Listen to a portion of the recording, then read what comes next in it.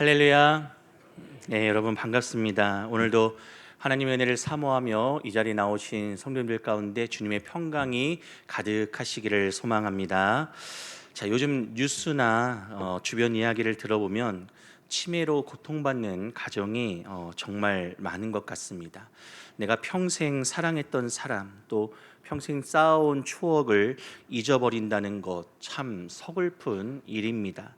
그리고 치매는 환자 본인뿐만이 아니라 옆에서 보살피는 가족들의 눈물과 또 수고가 참 큰 질병이 치매이죠.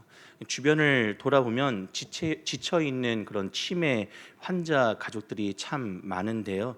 이 치매라는 질병을 보며 우리는 그 인간의 육체와 뇌가 얼마나 연약한 존재인지를 이렇게 절감하게 됩니다. 평생 성실하게 건강하게 살아오신 분도 뇌의 질병 앞에서는 어쩔 수 없이 와르르 무너지기도 합니다.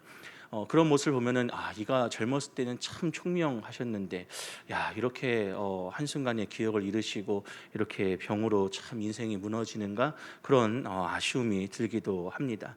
하지만 인간의 기억은 희미해질지라도 하나님이 우리를 기억하시는 사랑과 약속은 절대로 사라지지 않음을 믿으시기를 바랍니다.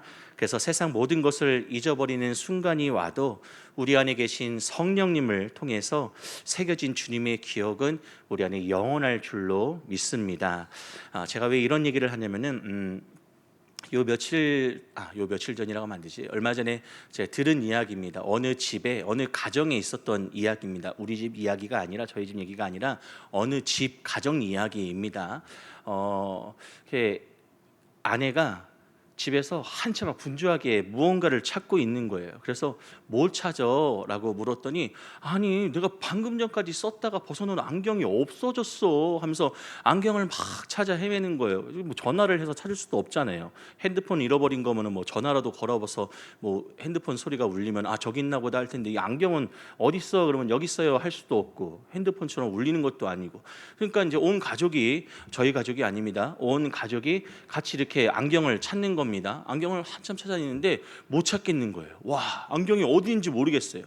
뭐 넓지도 않은 집 구석구석을 다 찾아봤는데도 찾을 수가 없는 겁니다. 그래서 온 가족이 못 찾겠다. 이제 포기할래. 안경 없어. 그냥 눈 없이 살아. 이러면서 다 포기했을 때 그때 안경을 찾았습니다. 어디 있었을까요?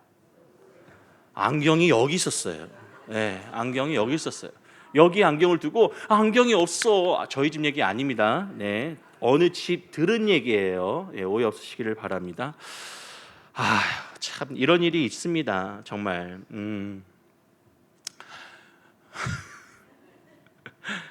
깜빡깜빡하는 건망증이죠. 그리고 기억력 감퇴, 요즘 생긴 질병 때문에 그렇습니다. 그런데 여러분, 요즘 이런 문제가 뭐 그냥 어느 한 가정 누군가에게만 일어나는 일이 아니라 다 이런 경험이 있으실 겁니다. 손에 들고도 리모컨 찾고요. 또 그리고 뭐 냉장고에 심각하게는 뭐 집어넣기도 하고, 또 그리고 안경을 이렇게 걸치고 있음에도 불구하고 안경이 어디 갔는지 찾지 못하고 헤매는 거, 이런 일들이 있는데 이런 다 근원이 어디서 온 줄 아십니까? 연구 결과를 보니까 디지털 치매 때문이라고 합니다. 디지털 치매. 디지털 치매가 뭐냐면 스마트폰이 우리 삶의 모든 것을 대신 기억해 주다 보니까요, 정작 내 가족의 전화번호나 어제 점심에 무엇을 먹었는지조차 기억도 나지 않는 그런 현상, 이게 바로 디지털 치매입니다. 심지어는 손에 들고 있는 물건이 어디 있지 하며 찾기도 합니다. 저는 어렸을 때 그 집 전화번호를 달달달 외워서 지금도 그 어렸을 때 사용했던 집 전화번호가 기억이 납니다. 그런데 지금 저희 집 주소를 기억을 못해요. 그래서 엊그저께 병원에 갔는데 병원에 집 주소를 쓰라고 하더라고요. 핸드폰에서 메모장 열어서 집 주소를 확인했습니다. 핸드폰에 적혀 있으니까 뭐 굳이 기억할 필요가 있나 해서 기억을 하지 않는 거예요. 또 여러분 그런 경험 있으실 겁니다. 쇼핑몰이나 백화점에 가서 주차했는데 내가 차를 어디다 주차했지 하면서 리모컨으로 삑삑 누르고 다니는 거예요. 그런데 아무리 다녀도 없어요. 그럼 어딜 가야 돼요? 지하 2층에서 지하 3층 내려가야 됩니다. 삑삑 거기다 저 구석에서 삑삑 그러면 찾았다, 다행이다 하면서 가잖아요. 그런 경험 있으실 겁니다. 저도 그런 경험이 있어서 이제는 주차하면은 사진부터 찍습니다. 몇 층, 지열, 몇 번 칸에 뒀다, 차를 주차했다, 이걸 확인하기 위해서, 기억하기 위해서 사진을 찍어 둡니다. 저만 그런 거 아니죠? 예, 이런 게 뭐예요? 디지털 치매고 이런 것 때문에 기억력 감퇴 또 건망증 이런 게 더 많이 유발되고 더 많이 발전이 된다고 합니다. 뇌는 쓰면 쓸수록 어떤 태화를 늦출 수가 있는데 방치하고 또 그리고 단순한 일들을 반복하면은 뇌가 금방 상한다고 합니다. 그래서 권사님께서 고개를 크게 끄덕여 주셔서 크게 신빙성을 얻었습니다. 네, 그렇다고 합니다. 이처럼 무언가를 잊어버린다는 것 참 당황스럽고 또 그리고 때로는 큰 손해를 입기도 합니다. 그런데 우리의 일상적인 건망증보다 훨씬 더 위험하고 치명적인 심각한 망각이 있습니다. 그것이 무엇이냐면 바로 영적인 건망증입니다. 영적인 건망증 또는 영적인 치매라고 부르고 싶어요. 내가 가장 힘들고 주저앉아 눈물을 흘릴 때 나를 건져내 주셨던 하나님의 은혜를 잊어버리는 것, 내 인생의 위기마다 찾아오셔서 보듬어 주셨던 주님의 그 손길을 망각하는 것, 이것이 바로 영적인 건망증, 영적인 치매입니다. 오늘 본문은 영적인 치매에 걸려서 하나님의 은혜를 새까맣게 잊어버린 이스라엘 백성들 앞에 위대한 지도자죠. 그 사무엘이 고별 설교를 전하는 장면이 나옵니다. 사무엘은 은퇴를 앞두고 백성들에게 화를 내거나 또는 감정적인 훈계를 하지 않습니다. 대신 그들의 역사 속에 살아 숨쉬던 하나님의 신실하셨던 구원의 기억들을 하나 꺼내서 소환해서 그들에게 다시 한번 상기시켜 줍니다. 그리고 그들이 그 은혜를 잊고 눈에 보이는 세상, 그 왕을 구한 것이 얼마나 어리석은 행동이었는지, 큰 하나님 앞에서 큰 죄인지를 가르치기 위해서 역사상 유례 없었던 놀라운 기적도 오늘 말씀 말미에 또 행하게 됩니다. 오늘 이 말씀을 통해서 우리의 영적 건망증을 치료하고 또 그리고 하나님의 은혜를 온전히 기억해내는 복된 말씀의 시간이 될 수 있기를 바랍니다. 자, 사무엘은 백성들을 여호와 앞에 가만히 서게 한 후에 모세와 아론을 세워서 조상들을 애굽에서 건져내신 그 일부터 이야기를 시작합니다. 보면은 대부분의 선지자 또 그리고 리더들이 이야기를 할 때에 이스라엘의 어떤 역사 속에 출애굽, 애굽 땅에서 탈출하던 그 시간, 하나님이 이스라엘 백성들 가운데, 이스라엘 민족이죠, 그 백성들 가운데 놀랍게 역사하셨던 시간들을 상기시키면서 시작합니다. 그 이유는 아브라함과 이삭과 야곱의 시대까지만 하더라도 족장, 부족 시대였어요. 그런데 이스라엘이 애굽 땅에서 400여 년의 시간을 보내면서 이제는 부족, 족장 시대가 아니라 민족을 이루었습니다. 그래서 하나님이 놀라운 역사를 새길 때에 어떤 한 가족, 한 부족의 이야기보다는 민족의 이야기가 더 크고 더 중요하잖아요. 그래서 이제 이스라엘 민족의 어떤 시작이 되는 그 애굽 땅에서 탈출하는 그때 하나님이 애굽 땅에서 이스라엘 민족을 어떻게 구원해내셨고 어떤 역사를 행하셨는지 그 일들로부터 이야기를 시작합니다. 사무엘이 들려주는 이스라엘의 역사는 이스라엘은 끊임없이 배신했지만 신실하신 하나님께서는 이스라엘을 계속 구원하시고 인도하셨다라고 하는 기록이 교차하는 내용입니다. 이스라엘은 배신하고 하나님은 배신한 이스라엘을 구원하시고, 하나님 참 속도 없으십니다. 그렇게 항상 배신하는 이스라엘을 또 배신할 줄 알면서도 구원을 하시는가? 근데 이스라엘이 어떻게 하나님을 배신했을까요? 오늘 본문 8절과 9절 말씀을 보시겠습니다. 8절은 제가, 9절은 여러분이 읽겠습니다. 야곱이 애굽에 들어간 후 너희 조상들이 여호와께 부르짖음에 여호와께서 모세와 아론을 보내사 그 두 사람으로 너희 조상들을 애굽에서 인도해 내어 이곳에 살게 하셨으나 그들이 그들의 하나님 여호와를 잊은지라 여호와께서 그들을 하솔 군사령관 시스라의 손과 블레셋 사람들의 손과 모압 왕의 손에 넘기셨더니 그들이 저희를 치매. 네, 조상들은 가나안 땅에 정착하자마자 하나님을 잊어버렸습니다. 그 결과 하솔 군사령과 뭐라 그래요? 시스라와 블레셋과 모압 왕의 손에 넘겨져 고통을 당했습니다. 아주 기다렸다는 듯이 그 이스라엘 주변에 있던 그 나라들, 이스라엘을 어떻게 하면 괴롭히고 못살게 굴고 정복할까 하는 그 대적들이, 주변 국가들이 일제히 일어나서 그들을, 이스라엘을 괴롭혔다라고 하는 거예요. 그래서 고통을 당합니다. 아니, 어떻게 애굽에서 구원하시고 광야에서 살리시고 가나안 땅까지 인도하신 하나님을 기다렸다는 듯이 배신할 수 있을까요? 그러나 그들이 다시 괴로움 속에 부르짖을 때마다 하나님은 우리가 잘 알고 있는 사사들이죠. 여룻발, 기드온의 별명입니다. 그리고 베단과 입다, 사무엘 자신을 보내사 사방 대적의 손에서 건져내시고 안전하게 살게 하셨다라고 사무엘이 기록하며 증거하고 있습니다. 시편 103편 2절의 말씀을 보면은 내 영혼아 여호와를 송축하며 그의 모든 은택을 잊지 말지어다라고 말씀하고 있는데, 사무엘은 백성들의 기억 속에서 먼지 쌓여 가던 하나님의 은택을 다시 꺼내어서 보여주고 있는 것입니다. 성도 여러분, 우리에게도 이스라엘 백성들과 같은 영적 치매 증상이 있습니다. 큰 질병이나 경제적인 위기가 찾아왔을 때는 하나님 앞에 눈물로 부르짖으면서 주님, 이 문제만 해결해 주시면 주님 뜻대로 살겠습니다. 이 문제만 해결해 주시면 제가 분명히 하나님의 은혜에 보답하겠습니다 하면서 막 간쓸게 다 빼드릴 것처럼 그렇게 간절히 기도합니다. 그런데 문제가 해결되고 나면은 화장실 들어갈 때랑 나올 때가 다른 분위기입니다. 삶이 다시 평안해지면 언제 그러냐는 듯 주님의 은혜를 잊어버리고 내 힘과 내 능력으로 살아가고 있는 것처럼 착각을 합니다. 이런 모습은요, 애굽에서 건지시고 광야에서 살리시고 가나안 땅, 약속의 땅으로 인도하신 하나님의 은혜를 잊어버리고 그곳에서 우상을 섬기고 하나님을 멸시하고 내 마음대로 살았던 이스라엘과 같습니다. 이스라엘과 다르지 않다라고 하는 것입니다. 저는 이스라엘의 이런 모습을 보면서 영적인 성숙함은 기억력에 비례하는구나 라고 하는 것을 깨닫습니다.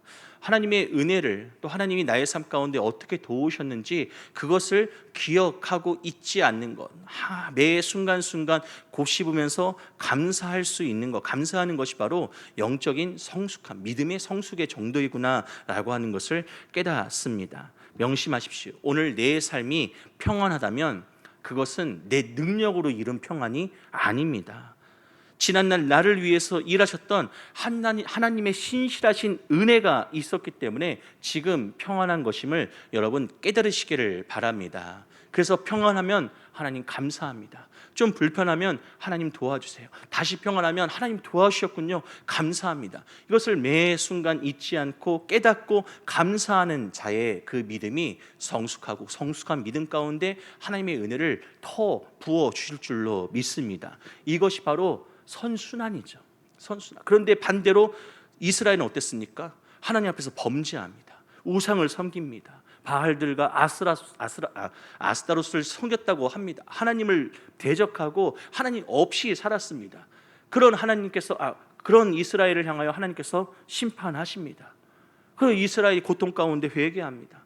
하나님이 사사를 보내서 구원하십니다. 그런데 또 평안한 가운데 하나님의 은혜를 잊어버리고 또 범죄합니다. 하나님과 상관없는 삶을, 하나님의 은혜를 잊어버리고 마음대로 살아갑니다. 또 하나님께서 그들을 심판하십니다. 그들이 고통 가운데 또 회개합니다. 제발 좀 도와주십시오. 이제는 이런 죄를 짓지 않겠습니다. 하나님을 믿고 섬기겠습니다. 하나님께서 다시 한번 기회를 주십니다. 이런 일들이 계속 악순환됩니다. 이것이 바로 이스라엘이 가나안 땅에서 살아왔던 역사 그 자체입니다. 여러분, 우리 삶 가운데 감사를 잊어버리면, 하나님의 은혜를 기억하지 못하면은 이런 악순환이 반복될 수 있음을 여러분 깨달으시기를 바랍니다. 하지만 우리가 감사를 고백할 때, 하나님의 은혜를 매 순간 매일 삶 가운데서 곱씹을 때 우리의 삶은 주님의 은혜가 더해지는 선순환이 이루어질 줄로 믿습니다. 과거에 베푸신 은혜와 기억과 시간들을 정기적으로 돌아보시면서 감사의 마음과 고백을 회복하시는 성도님들 되시기를 바랍니다. 그래서 가끔 감사원금 제목에 보면요, 범사에 감사합니다라고 적으신 분들이 있어요. 뭐 특별한 감사 제목이 없는데 범사에 감사합니다라고 이렇게 적으신 분들이 있는데 정말 큰 감사입니다. 물론 특별한 은혜가 있을 때도 그 은혜에 감사하며 드리시는데 범사에 감사할 줄 아는 것, 이건 정말 믿음의 성숙도가 높다, 장성한 자다라고 하는 생각을 하게 됩니다. 자, 과거의 역사를 짚어낸 사무엘, 이제 백성들이 저지른 결정적인 잘못을 지적합니다. 이제 시작이에요. 이미 앞서 가나안 땅에서 여호와를 버리고 바알들과 아스타롯을 섬긴 잘못과 범죄를 알고 있는데요, 또 어떤 잘못을 저질렀길래 이제 사무엘이 본격적으로 이스라엘 잘못을 짚을까요? 그 잘못이 12절 말씀에 나옵니다. 바알들과 아스타롯을 섬긴 것보다 더 심각한 죄악입니다. 12절 말씀 함께 읽어볼까요? 시작. 너희가 암몬 자손의 왕 지로움을 보고 너희의 하나님 여호와께서는 너희의 왕이 되심에도 불구하고 너희가 내게 이르기를 아니라 우리를 다스릴 왕이 있어야 하겠다 하였도다. 예. 12절 말씀을 보니까 암몬 자손의 왕 나하스가 쳐들어오는 위기를 맞이했을 때 하나님 정말 마지막 시간이었던 것 같아요. 마지막으로 이들이 왕이 필요하다고 할지, 하나님을 우리가 의지해야지만 우리가 이 어려움을 이겨낼 수 있다라고 하는 것을 다시 회복하고 깨달을 수 있을지 다시 기회를 주신 것 같아요. 그런데 이스라엘의 반응은 무엇이었습니까? 하나님을 선택했습니까? 왕을 선택했습니까? 왕을 선택했습니다. 이것이 이스라엘이 가나안 땅에서 우상을 섬긴 것, 바알들과 아스타롯을 섬긴 것보다 더 크고 심각한 죄다라고 말씀을 하십니다. 이스라엘의 진정한 왕은 여호와 하나님이셨습니다. 그럼에도 불구하고 백성들은 뭐라고 합니까? 아닙니다.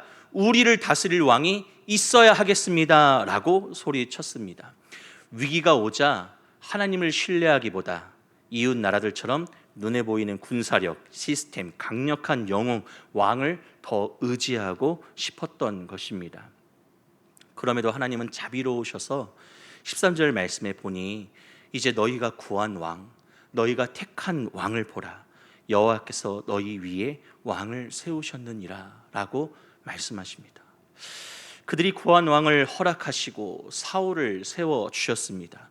그리고 사무엘을 통해서 이제 무겁고 매우 중요한 영적 법칙을 선포하시는데 14절과 15절 말씀에 중요한 영적 법칙이 있습니다. 14절과 15절의 핵심은 명확합니다.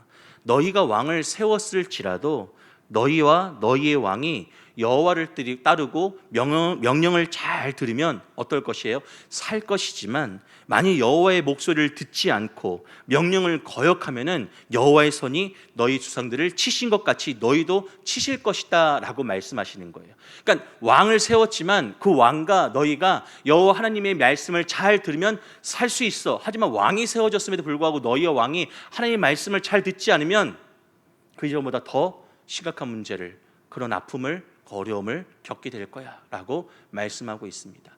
마지막의 마지막까지 하나님께서는요 장치를 염두에 두셔. 이스라엘이 살 수 있는, 비록 왕을 세워달라고 해서 왕을 세워서 이들이 멸망할 것 같지만 이들을 보호하시고 지키시기 위하여 또 장치를 세우십니다. 그럼에도 불구하고 나 여호와를 섬기고 믿고 따르고 의지하면 너희가 지금 비록 당장 나를 신뢰하지 못한다 할지라도 내가 너희를 도와줄 거야, 살려줄 거야 라고 말씀하십니다.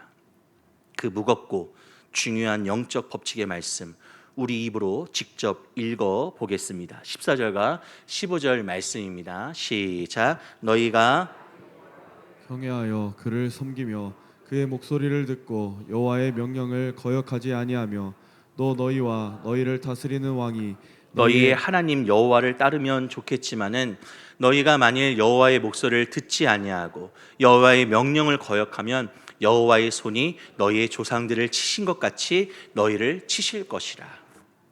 지금 이스라엘의 구조나 또 제도가 바뀌었습니다. 그러나 구조나 제도가 바뀌었다고 여러분 신앙의 본질이 바뀌지는 않습니다. 참된 안전은요 인간의 왕이 아니라 여호와 하나님에 대한 순종에서 비롯되기 때문입니다. 우리의 상황과 환경이 바뀝니다. 하지만 하나님을 의지하고 믿고 신뢰하는 그 신앙의 믿음의 본질은 그 어느 순간에도 바뀔 수 없습니다. 현대인들은 인생의 위기를 만날 때마다 이스라엘처럼 자신만의 인간 왕을 세우려고 합니다. 사울을 세우려고 해요. 재정의 위기가 오면은 더 확실한 재테크, 자산을 추초하기 위해서 그것을 왕으로 삼습니다. 자녀의 미래가 불안하면 더 강력한 사교육, 스펙을 왕으로 삼으려고 합니다. 건강에 이상이 생기면 보험, 어디 좋은 약, 유명한 의사를 찾아다니는데 많은 시간들을 허비합니다.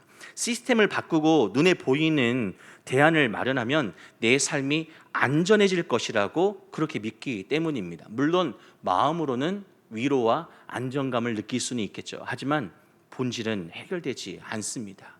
그 문제, 그 모든 것들을 주장하시는 분은 우리를 지으시고 우리를 잘 알고 계신 하나님의 은혜가 필요하고 그 은혜가 도움이 됩니다.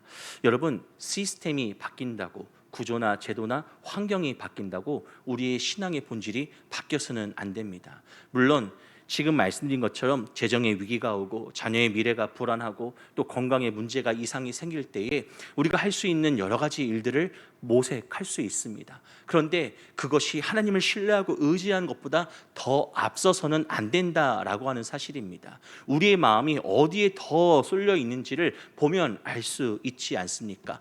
이스라엘을 보십시오. 왕이 세워졌다고 그들이 강대한 나라가 되고 안전했던 것은 아닙니다. 이후에 다윗 왕이 강대한 국가를 세웠지만 다윗 왕이 골리앗을 쓰러뜨렸다고, 다윗 왕이 힘이 세고 능력이 있었다고 영웅이라고 해서 사울은 천천히요, 다윗은 만만이라고 백성들의 친송을 받고 지지를 받았다고 해서 다윗이 통치하던 이스라엘 시대가 강대한 국가를 형성한 것이 아닙니다. 끊임없는 블레셋과 아합 족속과 여러 대적 앞에서도 도우시는 하나님의 은혜가 있었기 때문에 강대할 수 있었습니다. 만약에 다윗의 힘이었다고 한다면 이전에 벌써 주일날 말씀드린 것처럼 도망치는 순간에 인생 끝났습니다. 다윗의 통치가 끝났습니다. 하지만 하나님을 의지하는 그 다윗의 생명을 지키셨던 것처럼 다윗이 통치하는 이스라엘을 하나님께서 지키시고 그리고 강대하게 하셨던 것입니다. 우리의 상황이, 환경과 조건과 요건이 바뀌어도요, 하나님을 더 신뢰하고 의지하는 그 믿음의 본질은 변해서는 안 됩니다. 조금도 퇴색하거나 줄어들어서는 안 됩니다. 오히려 더 나아가야 할 때인 줄로 믿으시기를 바랍니다. 하나님의 말씀은 단호하게 우리에게 증거합니다. 세상에 어떤 완벽한 시스템과 배경을 가졌을지라도 하나님의 통치를 거부하고 말씀을 거역하면 그 모든 대안은 모래성처럼 무너질 것이다. 인생의 진짜 방패는 내가 쥔 세상의 조건이 아니라 하나님의 말씀에 순종하는 믿음 그 자체임을 기억하시기를 바랍니다. 그래서 하나님을 밀어내려는 인간적인 꾀를 내려놓으시기를 소망합니다. 자꾸 내 마음 가운데 인간적인 힘을 의지하려고 하는 거, 그거 사단이 주는 마음입니다. 조금이라도 하나님을 의지하는 그 믿음의 본질을 훼손시키기 위해서 사단이 주는 마음입니다.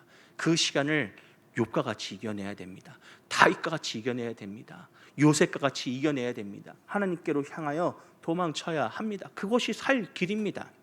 오늘 이스라엘을 향한 사무엘의 말씀을 기억하십시오. 그 말씀을 지금 우리에게 가르쳐 주고 있는 것입니다. 인생의 진짜 방패 누구시라고요? 여호와 하나님입니다. 세상의 시스템, 힘, 권력, 능력이 아닙니다. 내가 할 수 있는 방안이 아닙니다. 내가 평안할 수 있는 것, 좀 전에 말씀드린 것처럼 하나님의 은혜가 있었기 때문이고, 하나님의 은혜를 우리가 기억하고 고집을 때에 우리는 믿음의 온전하고 평안한 삶을 살 수 있는 것입니다. 제가 말씀을 시작하면서 오늘 오신 성도님들 환영하고 축복하면서 주님의 평강이 가득하시기를 소망했는데, 주님의 평강이 어디 있습니까? 내가 가지고 누리고 있는 것에 있습니까? 아니요. 한순간에 먼지처럼 사라질 것들입니다.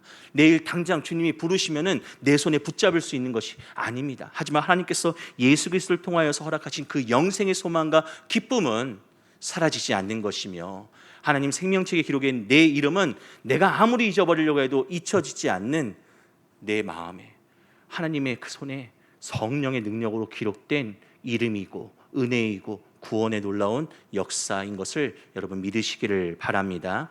사무엘은 이제 자신의 말이 하나님의 살아있는 정말 엄중한 경고이고 하나님의 말씀이다라고 하는 것을 백성들 눈앞에서 증명해 보입니다. 어떻게 증명해 보이냐면요, 17절 말씀에 뭐라고 하냐면 너희는 이제 가만히 서서 여호와께서 너희 목전에서 행하시는 큰 일을 보라 라고 말씀합니다. 17절 말씀, 때는 이스라엘의 밀배는 타작기, 바로 5월과 6월 사이인데요, 이스라엘 팔레스타인 기후에 보면요, 이때는요 5월과 6월 사이는요 건기입니다. 건기, 비가 오지 않는 그런 특징을 갖고 있는 계절입니다. 그러니까 농부들이 땀 흘려서 추수하는 이 맑은 날에 지금 사무엘이 뭐라고 말하냐면은 비가 온다라고 하는 거예요. 있을 수 없는 일인데 지금 사무엘이 일어날 수 없는 일을 일어나게 해야지 하나님의 능력이고 기적이지 않겠습니까? 그래서 이스라엘 밀배는 수확기에 타작기에 자 봐라 비가 내린다 말씀합니다. 선포합니다. 그리고 사무엘이 여호와께 부르짖자 큰 일이 일어납니다. 정말 큰 일이 일어났다라고 성경이 증거합니다. 오늘 본문 마지막 18절 말씀입니다. 18절 말씀을 보시겠습니다. 시작. 이에 사무엘이 여호와께 아뢰매 여호와께서 그날에 우레와 비를 보내시니 모든 백성이 여호와와 사무엘을 크게 두려워하니라. 아멘. 18절에 하나님께서 우레, 천둥이죠, 그리고 비를 즉시 내려주십니다. 마른 하늘에 날벼락이 치고 장대 비가 쏟아집니다. 그러자 온 백성이 추수한 곡식이 상할까 봐 두려움과 동시에 자연을 다스리시는 하나님과 그의 종 사무엘을 크게 경외하게 됩니다. 지금 퇴장하는 사무엘과 그리고 그들이 신뢰하지 않았던 아닙니다, 인간 왕을 세워주십시오 라고 요청했던, 그럼에도 불구하고 능력을 푸시는 하나님의 놀라운 역사를 눈앞에서 경험하며 보면서 크게 두려워합니다. 그런데요, 이 천둥 소리는요 단순한 기상이변이 아니었습니다. 그냥 마른 하늘에 우르르 쾅쾅하면서 막 비가 쏟아진 기상이변이 아니었습니다. 눈에 보이는 왕을 구하느라 눈에 보이지 않는 하나님을 가볍게 여겼던 이 백성들의 영혼을 사정없이 내리치는 하나님의 천둥 같은 음성이자 경고였습니다. 여러분, 때로 우리의 삶에도 밀 베는 때에 천둥 소리와 같은 그런 예기치 못한 인생의 폭풍우가 찾아올 때가 있습니다. 때는 고난일 수 있고요, 때로는 여러 가지 환난과 어려움과 아픔일 수 있습니다. 내 계획대로 완벽하고 또 추수해야 될 이 시간에 계산해 놓은 정말 중요한 타이밍인데 이때 갑작스럽게 일이 어그러지거나 또는 고난의 천둥이 치고 또 시련의 비바람이 내리칠 때가 있습니다. 그때 우리는 정말 낙심하기 쉽습니다. 아니, 내가 그렇게 준비하고 기도하면서 이제는 때가 찼나 보다 하고 수확할 때인데 하나님, 이게 도대체 뭔 일입니까? 이게 지금 누가 와서 방해하는 것도 아니고 도대체 하나님, 제가 잘 되기를 바라시는 겁니까? 어떻게 이런 환난과 고난과 역경이 갑자기 정말 중요한 이 시기에 찾아옵니까? 이 시기만 넘어서면은 정말 하나님의 일을 위하여서, 하나님의 나라를 위하여서 많은 일들을 감당하려고 딱 준비하고 있었는데 어떻게 이렇게 막으시고 방해하시고 어그러 트십니까? 할 수 있습니다. 사실 그 천둥 소리는요, 나를 망하게 하려는 소리가 아니라 영적인 건망증과 치매에서 나를 깨우시는 하나님의 사랑의 음성임을 여러분 믿으시기를 바랍니다. 이런 얘기를 많이 한 적은 없는데요, 제가 평택에서 이제 한 7년 정도 사역을 하다가 갑자기 서울에 이제 그 큰 교회에 동사 목사로 이제 가게 됐습니다. 근데 제가 그때 막 미쳤어요. 담임 목회를 나간다라고 하는 그 생각에 기도하기보다 또 그리고 가족들과 상의하기보다 이제 평택을 떠나서 이제 서울로 가서 이제 한 2년 정도만 적응하고 목회를 도우면 목사님 은퇴하실 때 그 교회에서 내가 담임을 할 수 있구나라고 하는 마음으로 나 이제 오랫동안 정말 26년 동안 이렇게 부교육자 생활을 열심히 했는데 성실한 그 은혜에 대한 보답인가 보다 하고 막 갔는데 가자마자 아팠어요. 아파서 사역을 할 수가 없는 거예요. 그래서 사역을 내려놨습니다. 그리고 다 포기하고 목회도 못했어요. 그리고 청주에서 쉬고 있었습니다. 그때 저는요 다시 목회 못할 줄로 알았어요. 제가 다시 목회를 못할 줄 알고 반도체 공장에 가서 일을 했습니다. 청주에서 세종에 있는 반도체 공장에 가서 일을 했어요. 일을 하면서도 나 이제 목회 현장으로 못 돌아갈 것 같아. 주변에 이제 많은 동기들이나 이제 선배 목사님들이 다시 시작해야지, 조금 추스렸지 않냐, 건강을 좀 회복했으면 이제 다시 시작하자 하면서 자신의 교회로 또는 뭐 이렇게 사역을 또 소개하거나 또 이렇게 길을 열어줬는데 다 거절했습니다. 아니 나는 못해, 안 할 거야, 할 수가 없어 하면서 다 거절했습니다.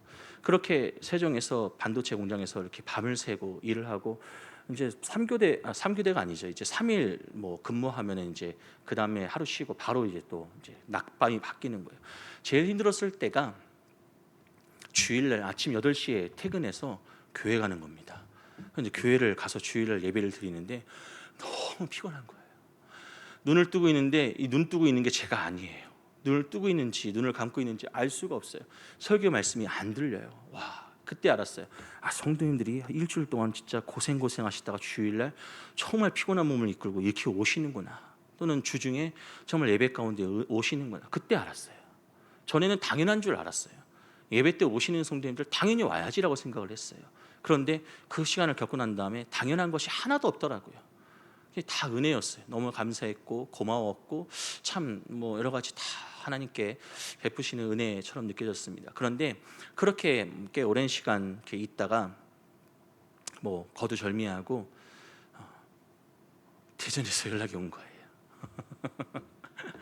대전에서 담임 목사님이 이제 양선수 목사님 통해서 연락을 주셨어요. 정말 한 번도 뵌 적이 없었어요.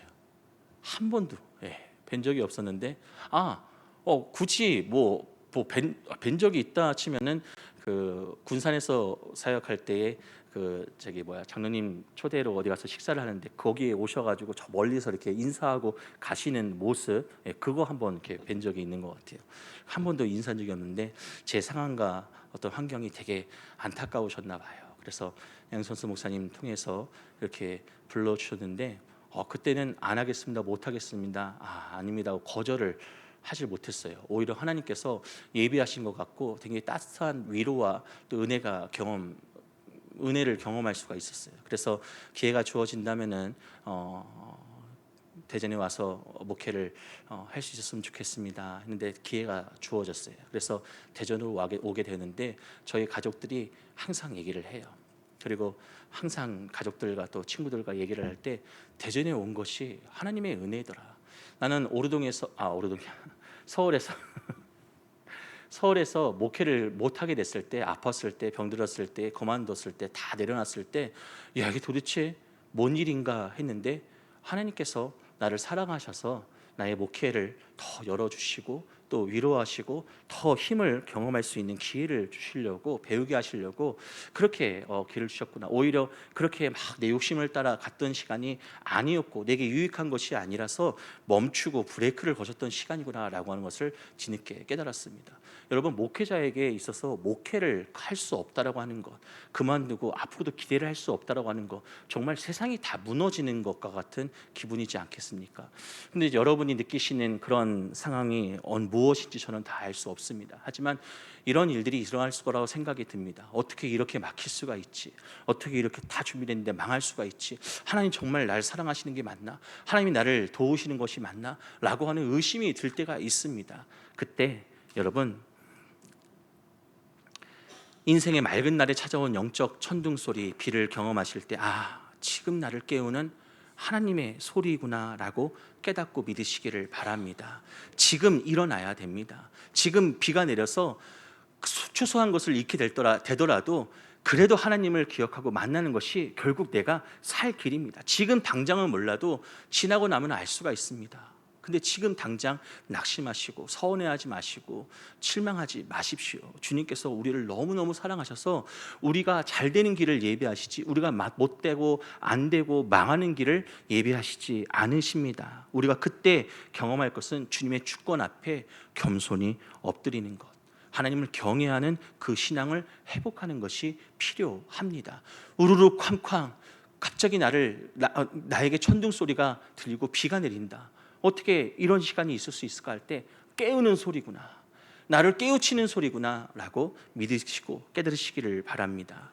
사랑하는 성도 여러분, 오늘 말씀은 은혜를 잊어버린 이스라엘을 향해서 마른 하늘의 천둥 소리로 경고하시는 하나님의 이야기였습니다. 백성들은 눈에 보이는 인간 왕이 자신들을 구원할 마스터 키라고 그렇게 믿었지만 하나님께서는 천둥과 비를 통해서 인간의 무력함, 또 하나님의 절대적인 주권을 똑똑하게 사무엘을 통하여서 선포하시고, 또 울리는 천둥 소리와 또 내리는 비를 통하여 기적을 행하시면서 큰 일을 행하시면서 이스라엘 백성들에게 알려주셨습니다.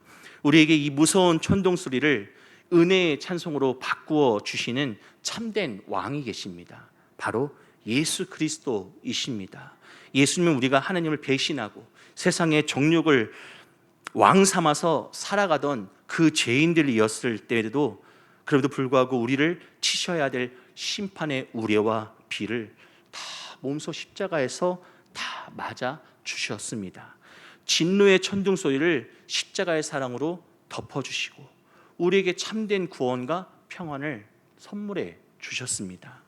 우리가 살아가면서 지난날 내 삶에 베풀어 주신 주님의 은혜의 기억들을 가슴 깊이 새기시기를 바랍니다. 내 생각과 힘으로 인생의 대안을 찾으려던 그 영적 건망증을 치료하고 내 삶에 때때로 찾아오는 깨우는 천둥소리 그 속에서 나를 부르시는 주님의 세밀한 음성을 발견하시기를 바랍니다. 그래야 해서 오직 주님만을 경외하고 주님의 말씀에만 온전히 순종함으로 평강의 평강으로 인도하시는, 결국은 잘되고 복을 누리고 살게 되는 길로 인도하시는 하나님의 놀라운 축복을 누리는 우리 복된 성도님들 되시기를 예수님의 이름으로 축복합니다. 아멘.